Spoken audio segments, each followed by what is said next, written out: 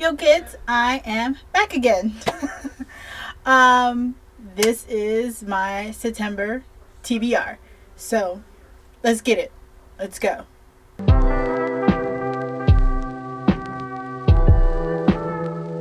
Okay, so I know when I started this channel, I told you guys I was a 6 book bitch. Like, that's about as much reading as I could get done in a month. But as I am figuring out with time and renewed skill, I can accomplish more. Basically, what I'm saying is that for a large amount of years, I had stopped reading as often as I used to in like middle school and high school and in college. But apparently it's like riding a bike. Like, you know, once I get back into the habit of doing it, like I can get some serious reading done. So, you know, I got done 10 or I can't remember, 10 or 11 books last month in August, and I've got 13 books on this here list right now. Still, I don't have that much confidence in myself to get all 13 books read this month. We shall see. But we love the energy, we love the ambition, we love the hope, we love the optimism of trying to do 13 books this month. But you know, all these books sounded really great. I didn't want to take any of them off my list. I mean, this is already a crafted list. There was 20 books initially, and I had to start killing my babies. I had to start, you know that phrase, kill your darlings. I had to start doing that, and we got down to 13. So, but you know, again, we shall see. So there are 13 books on my September TBR, and we're gonna get it rolling. First up is Heartstopper Volume 2. I read Volume 1. It ended up on a cliffhanger, which I was frustrated with at the moment, but then I was just kind of like, oh my god, I love that. And it, you know, it's a great selling point, because look at me here buying Volume 2, and there's 4 volumes in this book, so in this whole series. So like, I'm just so excited to get to the rest of them. So yeah, Heartstopper Volume 2. It's about these two boys in high school in the UK who fall in love with each other. One of them is already out with his sexuality, and the other one is coming to terms with it and trying to figure out what label suits him. I don't know why I quoted labels like that, but what label suits how he feels as he falls in love with this other boy, and it's just so sweet. Next on my list is, let's see here, Black Rainbow by J.J. McAvoy. So I wanted to have a school or teacher kind of theme running through some of these books that I picked this month, and this is one of them. This is about a student-teacher relationship, and it's an interracial romance. From what I remember of the description, she does not know that he's her teacher, and he did not know that she would ultimately end up his student. They, I guess, had like this one night stand, and then next thing you know, she goes to class and, oh my god, that hot guy I took home from the bar is my teacher. And he's just like, oh my god, that girl I took home from the bar is my student. I cannot recall if they're in college, if she's in college or high school, but I'm gonna be honest with you and tell you I don't care. It's a high interracial student-teacher romance, and that's why I grabbed it for the month of September. So, speaking of teacher romance, third on my list is Olivia Dade's Teach Me. From what I recall of this, the description of this book is, first off, it's a plus-size romance, and she's adorable. Look at that. She's fucking cute, and he's cute too. But she's a teacher that I think unfortunately has to like share her classroom space with a new incoming teacher. Bro, like, there's not enough classrooms. Like, oh my god, like every time, even in fiction, every time the realities of what teachers have to go through and ultimately not having space where they have to share a classroom just kills me. Like, I just have such like respect for that profession, and the fact that they're just not treated like the heroes that most of them are. Like, anyway, this is a teacher romance. So it's not all student teacher, but this is a teacher romance. It's a plus size romance, and she's from what I understand, this is a grumpy sunshine romance. She's the grumpy and he's the sunshine, and she's grumpy because she unfortunately has to share her class that she's very protective over with this new teacher and his extroverted, outgoing methods of teaching. So that sounds fucking cute, and I'm here for it, and I hope there's really good sex in it. Next up is Autobiography by Christina Lauren. So this book is about a bisexual boy who moves to Utah. Begrudgingly, his family moves him there to, I think, finish out his senior year, which, you know, that's got to be upsetting. Like, your family moves the last year that you're in high school, and you've been growing up with all these people in this one area for so long, and then you can't even graduate. That's gotta suck. So, but yeah, that's what the book's about. It's about how that sucks for him, and it also sucks for him being an openly bisexual teen in this very conservative area. I mean, if you know anything about Utah, and he's an aspiring writer, and he ends up gaining this mentor who is, I think, an older boy. I think it's either they're the same age or it's a slightly older boy. Like he's either just graduated high school or he's like freshman in college or something, who ends up becoming like his writing, or maybe he's an adult man. Oh God, I don't think Christina and Lauren would write an adult man and teenage boy romance. Like, that's just not their style. That's not how they do. But yeah, so basically he ends up gaining this mentor and this Mormon boy who's very conservative and also questioning his sexuality as they grow closer to each other and a romance forms. So yeah, that's also teacher student. Oh God, teacher student, we got more to go, but that's a teacher student romance, more like a mentor mentee romance story, queer romance story, and I can't wait to read this. I have another graphic novel in the TBR, and that's Cheer Up, Love and Pom Poms. How do you not love that fucking title? How do you not love this cover?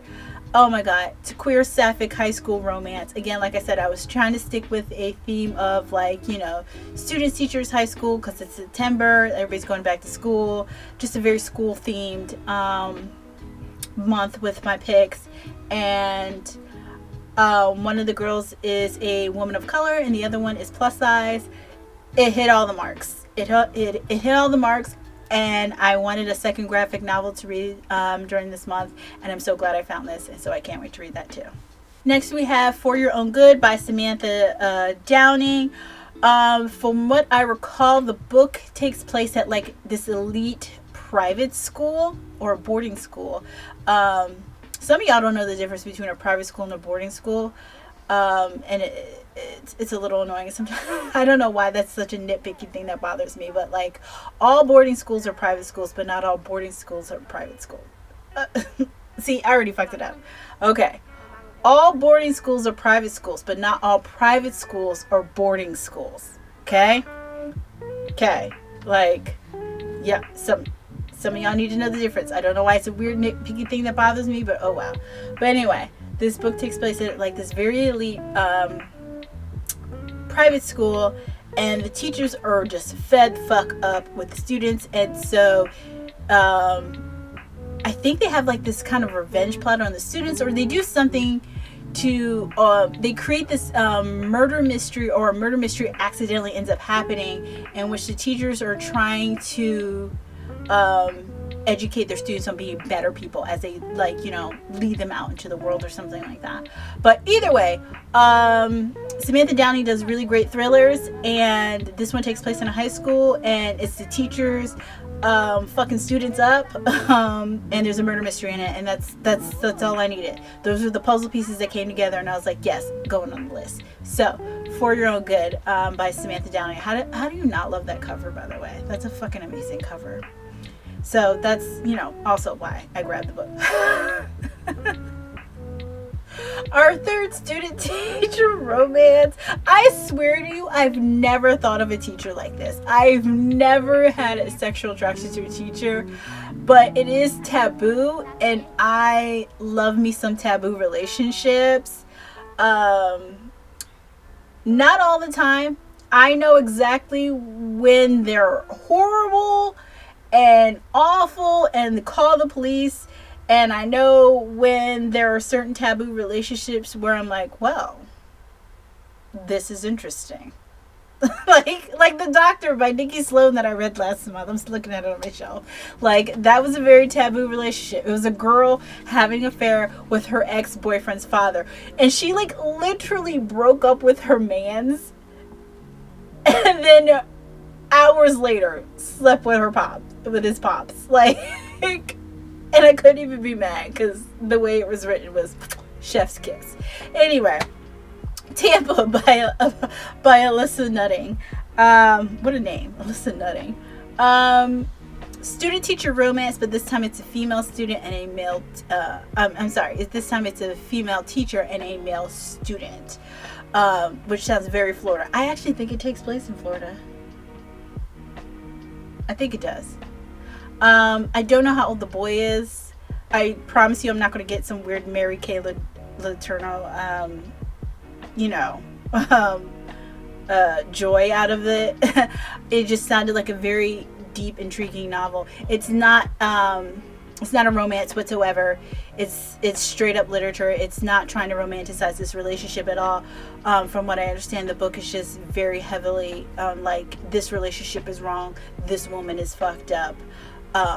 But watch as as this thing happens and affects the lives of everybody involved.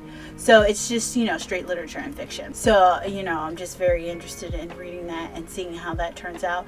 And honestly, I grabbed it for the cover. Like, you can't, like, however this book turns out, you can't tell me that cover is amazing. Like, that is very clever. It's about a student-teacher relationship between a female teacher and a male student. And the cover is an unbuttoned pink blouse, but looks very much like a vaginal opening. Like, that is some controversy. And that's seriously why I grabbed it after reading the description. I was like, look at that fucking cover. And then I read the description. I was like, I gotta read whatever this is. This cover looks great. Story seems very interesting. And so it made the TBR list for this month. And I'll let you guys know at the end of the month how it goes. Next up is We Ride Upon Sticks by Quan Berry. I don't know much about this book except for the fact that I think it's a field hockey team, like a girls' field hockey team uses witchcraft in order to make their team better. And I probably should have read this in October, but I'm already reading like a high school witch story plan that's on my October TBR for next month. But this sounded really interesting, and so I put it on the list, and we'll see how it goes. Sounds weird and fascinating, and students fucking with witchcraft just to win finals. Oh my god. So I don't know if it's a comedy or not. It feels like it might be like a slight comedy. I don't know. We'll see. But I don't think it's a full-on horror book either. So, again, I'll let you guys know at the end of the month how it goes. Next up is Very Sincerely Yours by Carrie Winfrey. I've been wanting to read her book, Waiting for Tom Hanks, for so long, but like, I kept putting it off because like I kept finding other things that had a stronger desire to pick up and read. But that book has been in my Amazon wishlist for God knows how long. And then I heard about her latest novel, Very Sincerely Yours, and it sounded like the sweetest thing ever. Basically, this girl who works at a vintage toy shop, which is awesome, which is an awesome job. I'm sick of, in romance novels, everybody having the same fucking job: wedding planner, baker, what's another one? I don't know, I'm drawing a blank right now. But she works in a vintage toy shop, and she falls in love with this guy who is the host of this children's program, a la like, Mr. Rogers. And I think oh God. I'm like, you cannot get any cuter and sweeter than that. So I was like, I definitely have to fucking read that. I know it doesn't go with my teacher's theme, but I didn't fucking care. I just immediately had to buy it. It's like, it's going in the September TBR. And so I'm so excited for that romance, and I hope it's really sweet. Next up is Blind Date with a Book Boyfriend by Lucy Eden. I have never heard of Lucy Eden. I've never read any of her books, but this cover was really cute, and I like the title, and I love the little interracial romance. So it's an interracial romance with two book nerds, and that was it. Sold. Don't need anything else. I just hope it's really good, and I hope it's warms my heart like hot cocoa. I don't know much about it, and I didn't really feel like I needed to know much about it, because pretty much like the cover and the title of the book I feel like tells you everything you need to know. It's a romance, and it's an interracial romance, and it's Blind Date with a Book Boyfriend.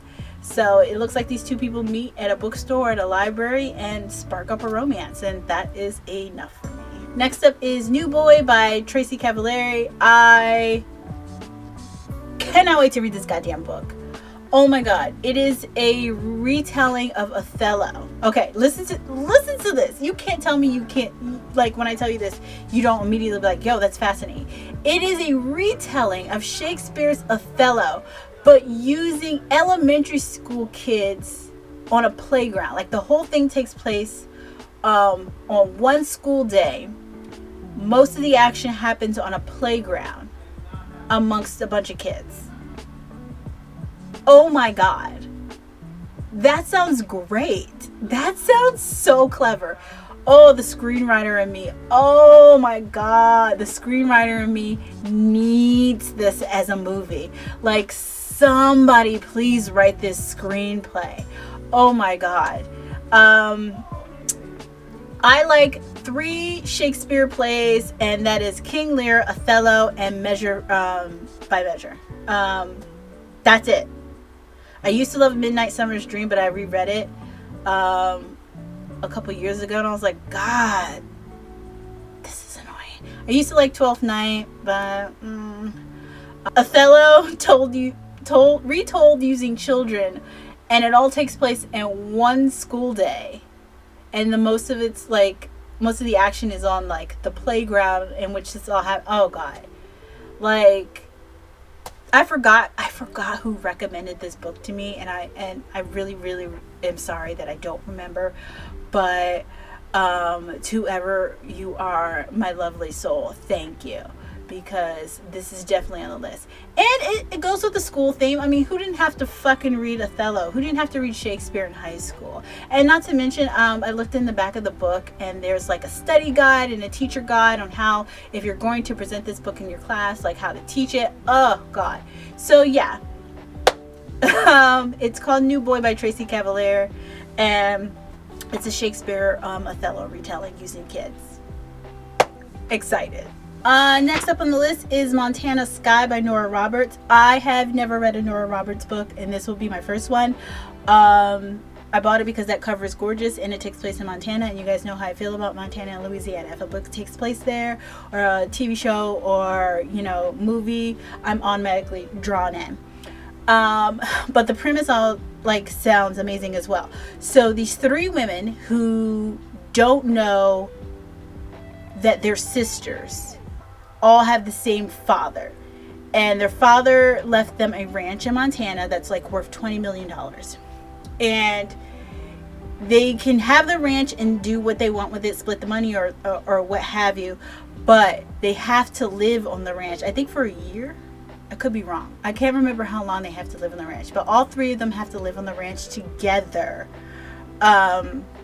before being able to claim any sort of inheritance or money from it. So yeah, it's these 3 women who all know that, who aren't aware of each other. I'm sorry if I'm fucking this up. So all 3 women know that he's their father, and they all have 3 different mothers, but they don't know that they're all sisters. Does that make sense? Anyway, they come together for the will reading after he dies, and part of their claim to gain their inheritance is all 3 of them have to live on the ranch together for a certain amount of time, and that shit's fascinating. And it sounds very King Lear. you know? So I was just kind of like, all right, if I'm going to start with Nora Roberts' book, might as well start with some, like, you know, women's fiction, you know, drama like this. Like, because this sounds great. The only reason I've never read Nora Roberts' books is because, and same thing with Danielle Steele, is because I always felt like, I was always scared that their novels were going to be very glacially paced, just very slow paced. And any romance or sex that happens in there was not going to interest me. Or lack thereof. I always felt like their books were probably sexless, and again, I've never read either of them, so I don't know. I could be dead ass wrong. But that was another thing too. Not that I need sex in a book, but if you are predominantly a romance writer and you do a lot of fade to black sex, I'm not interested.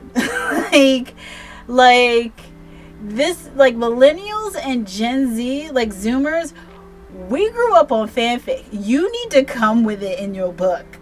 Otherwise, we're just like, Now that may not, I can't, you know what, I can't speak for everybody, but I know the majority of us are just kind of like, where's the sex at?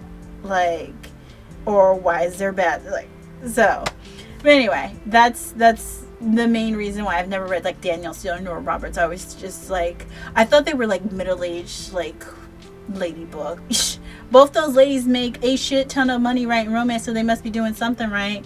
So I was like, all right, if I'm going to try Nora Roberts and Danielle Steele, let's, you know, make sure I go through the catalog and find something interesting. And Montana Sky sounded really good. So I put it on the TBR, and we'll see how that goes. Next up is Aristotle and Dante Discover the Secrets of the Universe by Benjamin... Oh, wait, hold on. Benjamin Allaire Saez. Oh, man, I am butchering that. I know I am.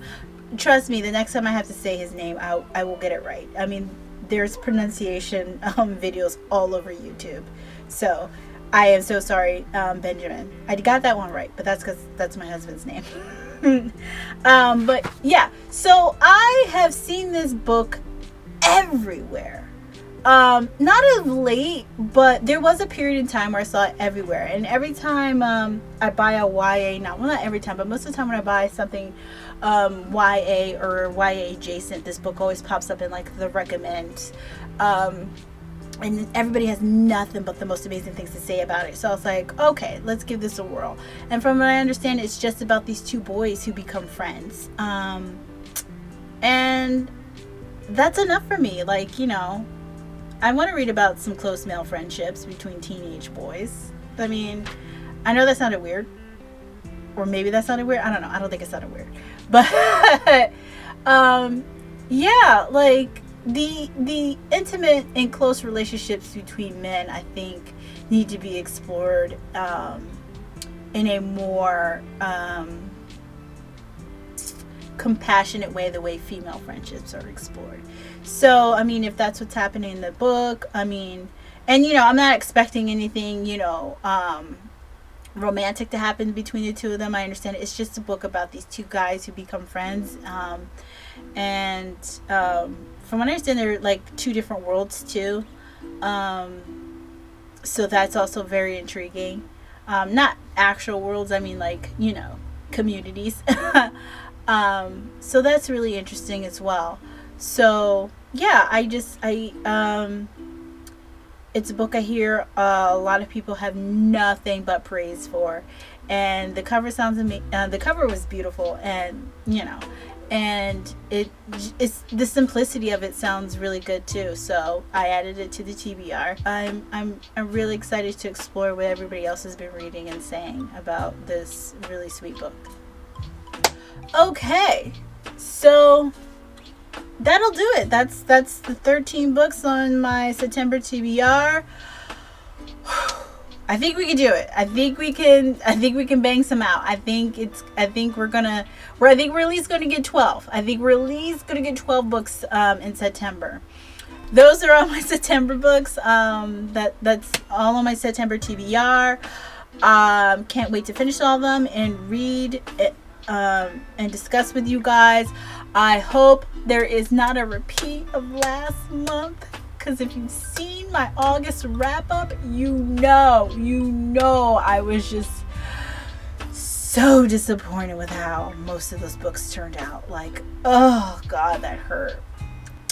Thanks for coming by and seeing what I'm going to be up to in September. Wash your face, brush your teeth, wear a mask, get vaccinated, and pay your library fines. Have a good goddamn day. Love you all. Bye.